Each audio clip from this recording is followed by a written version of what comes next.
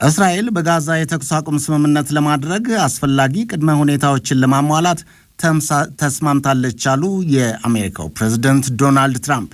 ሐማስም ለዚህ ስምምነት ተገዢ ሊሆን እንደሚገባም ጽፈዋል። ባልደረባችን ዘላለም ተፈሪ ትንታኔውን ይዟል። አስቀድመው እስራኤልና ሐማስ የተኩስ አቁም ስምምነት አድርገው ነበር።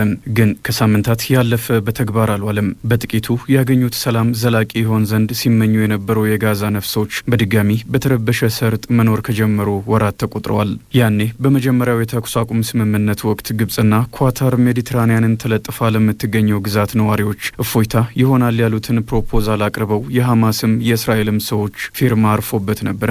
ፕሬዝዳንት ዶናልድ ትራምፕ እስራኤል ለ60 ቀናት የተኩስ አቁም ስምምነት ተስማምታለች ሲሉ እኒሁ ሀገራት ግብጽና ኳታር ከዚህ የሰላም ጥረት ጀርባ መኖራቸውን ጽፈዋል።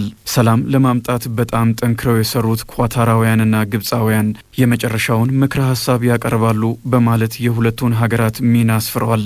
ደግሞም እስራኤል የተኩስ አቁም ስምምነቱን ለመቀበል የተዘጋጀችውን ያክል ሐማስም ተመሳሳይ መልስ ሊኖረው ይገባል። እንደ ትራምፕ ከሆነ ሐማስ ይህንን ስምምነት ይቀበላል ብዬ ተስፋ አድርጋለሁ። ምክንያቱም የተሻለ አይሆንም፣ እየባሰ ነው የሚሄደው በማለት በተለመደው የትሩዝ የማህበራዊ ትስስር ገጻቸው ላይ ጽፏል። ቴልአቪቭ የ60 ቀናት ተኩስ አቁም ለማድረግ አስፈላጊ የሆኑ ቅድመ ሁኔታዎችን ለማድረግ ተስማምታለች። አስቀድሞ በነበረው ስምምነት በ3 ምዕራፎች ሁሉ ነገር እንዲጠናቀቅ ከተስማማች በኋላም በመጀመሪያው ዙር የተወሰኑ ታጋቾች ሲመለሱም ሁሉም ታጋቾች ሊለቀቁ የሚገባው በስምምነቱ መሰረት ሳይሆን አሁን ነው በሚል አቋም ተመልሳ ጥቃት መጀመሯ ይታወሳል። አሁንም የግብጽና ኳታር የተኩስ አቁም ስምምነት ፕሮፖዛል ዝርዝር ጉዳዮች ባይታወቁም እስራኤል በሰላማዊ መንገድ ታጋቾች ካልተመለሱም ወታደራዊ መንገድ ብቸኛ አማራጭ ይሆናል እያለች ነው። ሐማስ ፕሮፖዛሉን እየተመለከተ ነው። እንደ አልጄዚራ መረጃም ሐማስ ጋዛን በተመለከተ ከእስራኤል ጋር የሚደረግ ስምምነት ዘላቂ ሰላም ማምጣት የሚችል መሆን እንዳለበት ያምናል። እንደ ሐማስ የቤንያሚን ኔታንያሁ መንግስት ጦርነቱን ማቆም፣ የቴልአቪቭ ወታደሮችም ግዛቲቱን ለቀው መውጣት አለባቸው። ይህ ብቻ ነው ቀጣዩ ስምምነት እንዲደረግ የሚያደርገው ይላል። ይህ ደግሞ በጠቅላይ ሚኒስትር ቤንያሚን ኔታንያሁ ዘንድ ተቀባይነት ያለው አይደለም። ዘጄሩሳሌም ፖስት የኔታንያሁን ጠንካራ ቃላት ይዞ ወጥቷል። ሐማስ አይኖርም፣ ሐማስ የሚያስተዳድረው ግዛት አይኖርም፣ ወደዚያ አንመለስም፣ ያለቀለት ነው። እነዚህ የኔታንያሁ ቃላት ዶናልድ ትራምፕ እስራኤል በጋዛ ለሚኖር የተኩስ አቁም ምቹ ሁኔታ ለመፍጠር ዝግጁ ነሽ ብለው ከጻፉ በኋላ የተናገሯቸው ናቸው።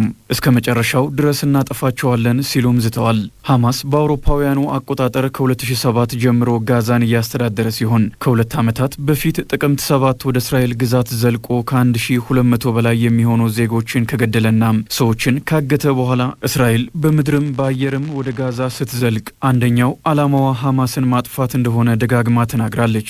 ጋዛንም የፍርስራሽ ክምር አድርጋ ከቡድኑ መሪዎች ብዙ አጉድላለች። አሁን በፍልስጤሙ የጋዛ ገዢ እጅ ላይ ያሉ ከሚባሉ 50 ታጋቾች መካከል 20ዎቹ በሕይወት እንዳሉ ይታመናል። የጋዛ ጤና ሚኒስቴር እንዳስታወቀው በእስራኤል ጥቃት ከ56,000 በላይ ፍልስጤማውያን ሕይወታቸውን አጥተዋል።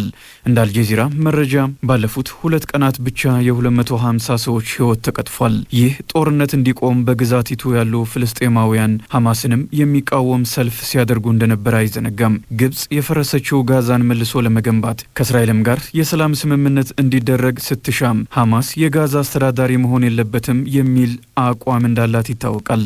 እንደ ቢቢሲ መረጃ ከ170 በላይ ዓለም አቀፍ የበጎ አድራጎት ድርጅቶች የጋዛ አስተዳዳሪ ሐማስ ከስልጣን እንዲወርድ ጠይቀዋል።